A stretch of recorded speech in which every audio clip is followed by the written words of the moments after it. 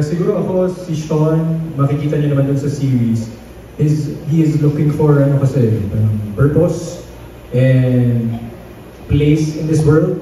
And mahanap niya yung kay Drew. pero before yun mangyari, syempre, pero ang pinaka-reason kasi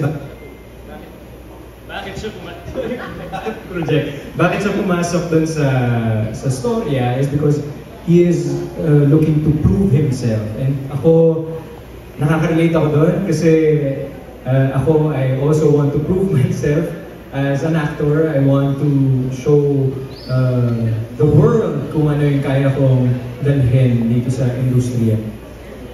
So in that way, nakaka-relate ako kay Sean. Ayun. Kay Drew naman, si Drew kasi is very, ano siya breadwinner si Drew. Tapos si Drew may naalagaan na pamilya na kahit na adult na siya, nag-working na siya, ang priority niya pa rin is yung family niya, yung nanay niya, yung mga kapatid niya. Which I think is very common sa kultura natin, sa mga Pilipino ngayon. Dahil we're so family-oriented na umaabot sa point na lagi tayong sasabihan na magulang mo pa rin yan or pamilya mo pa rin yan. And then, patong-patong ng mga kung ano pang naririnig natin. And then we have these obligations and we have these norms na ang dami natin kailangan isatupad bago tuluyan tayo makakalas sa initial family natin, di ba?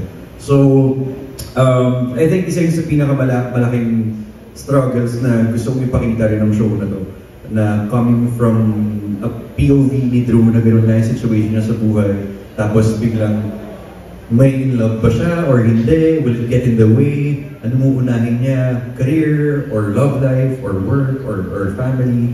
Kasi hindi naman contractor si Drew dito eh. So, wala siya. Kinikwenta niya bawat sweldo niya. Meron siya mga binubuhay na tao, di ba?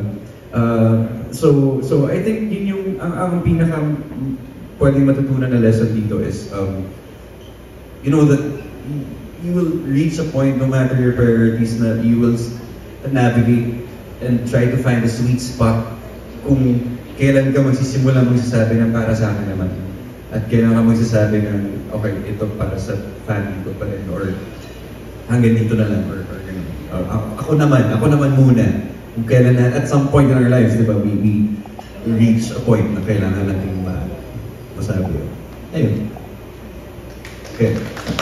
And I thank you.